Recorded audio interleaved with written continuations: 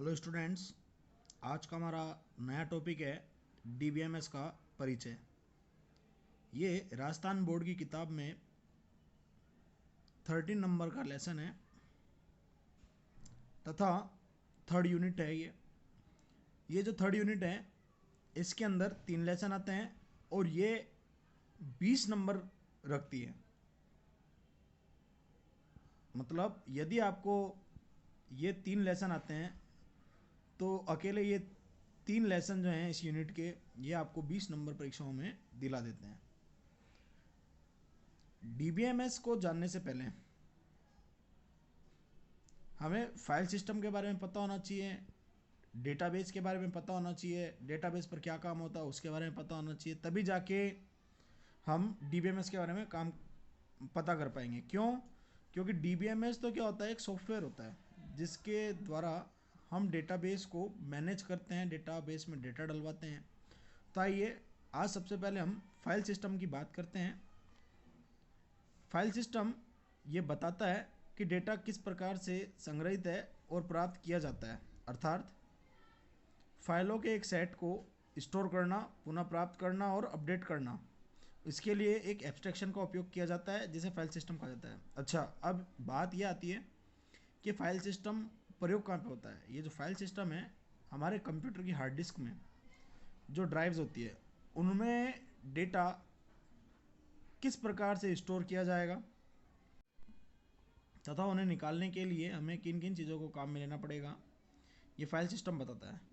File system data और Meta data के लिए पहुंच प्रतिबंधित करता है।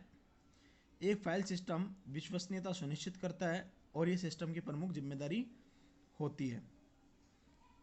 आइए अब इसको एक थोड़ा सा एग्जाम्पल लेते हैं, उसके जरिए समझते हैं।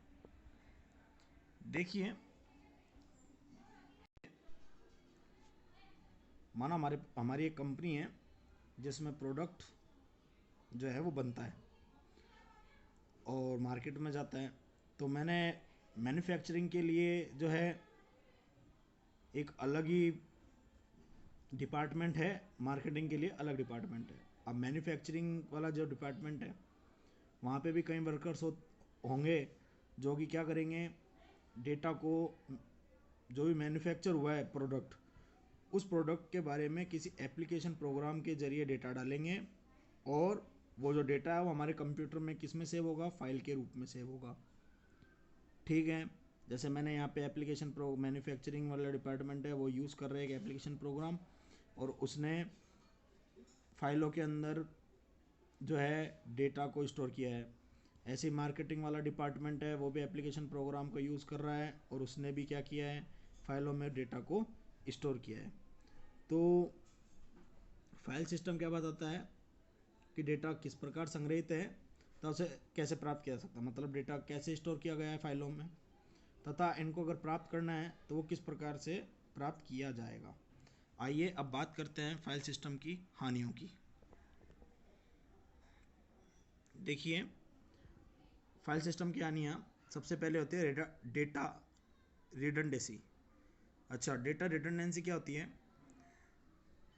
इसका आप समझ सकते हैं डुप्लीकेसी के रूप में भी। मतलब एक ही प्रकार का डेटा जब बार बार स्टोर होता है अलग अलग जगह पे, एक ही नाम का डेटा, तो उसको बोलते हैं डेटा डुप्लीकेसी या डेटा रिडंडेंसी। देखिए, अब इसको परिभाषा के रूप में समझते हैं। डेटा डुप्लीकेसी के नाम से भी जाना जाता है एक ही सूचना का अलग अलग फाइलों में स्टोर होना, डेटा रिडंडेंसी कहलाता है। जैसे स्टूडेंट का नाम कई कार्यों के लिए अलग अलग फाइलों में स्टोर रहता है। दूसरा बात करते हैं data access difficulty. File system की दूसरी हानि क्या है? डेटा एक्सेस डिफ़िकल्टी, डेटा को प्राप्त करने में कठिनाई का होना। जब फाइलों में समान प्रकार का डेटा है, मतलब जब एक ही प्रकार का डेटा बार बार स्टोर हो रहा है, अर्थात डेटा रिडंडेंसी है, तो उसे काम में लेने या निकालने में कठिनाई आती है। तो हम उसको काम में लेना चाहेंगे तब भी कठिनाई आएगी और उसको निकालेंगे तब भी कठिनाई आएगी। डेटा आइसोलेटेड, मतलब डेटा अलग अलग फाइलों में अलग अलग स्वरूप में है, अर्थात सभी फाइल्स के पास अपना खुद का डेटा होता है। जैसे फाइल 1 है, फाइल 1 के पास में अपना खुद का डेटा है, फाइल 2 है उसके पास में अपना खुद का डेटा है। अब बात करता हूँ मैं सिक्योरिटी प्रॉब्लम की। सुरक्षा लागू करने में जब डेटा डुप्लीकेसी होगी तो डेटा को सुरक्षा प्रदान करने में भी कठिनाई का होना संभव है। फाइल सिस्टम में डेटाबेस सुरक्षा को लागू करने में कठिनाई आती है। अब बात करते हैं, फाइल सिस्टम में मल्टी यूज़र एक साथ काम नहीं कर सकते हैं। फाइल सिस्टम में यह संभव नहीं है। मतलब जब एक फाइल में एक डेटा है तो फाइल सिस्टम में बहुत सारे यूज़र एक ही प्रकार की फाइल को काम में ले सकते हैं। अब बात करते हैं इंटीग्रिटी इशू की। डेटाबेस पर बाधाओं को सुनिश्चित किया जाना चाहिए। डेटाबेस पर बाधाओं को सुनिश्चित किया जाना चाहिए, ये फाइल सिस्टम की एक हानि है। आइए फाइल सिस्टम के लाभों को भी देखते हैं। फाइल सिस्टम के लाभ, पहला है सिंगल एप्लीकेशन के साथ आसान डिज़ाइन। मैंने आपको बताया था एक फाइल के पास एक ही डेटा होता है, तो सिंगल एप्लीकेशन है उसके साथ में इसको डिज़ाइन करना भी आसान है। प्रदर्शन में कुशल, मतलब इसको अच्छे ढंग से डिस्क्राइब करके बताया जा सकता है।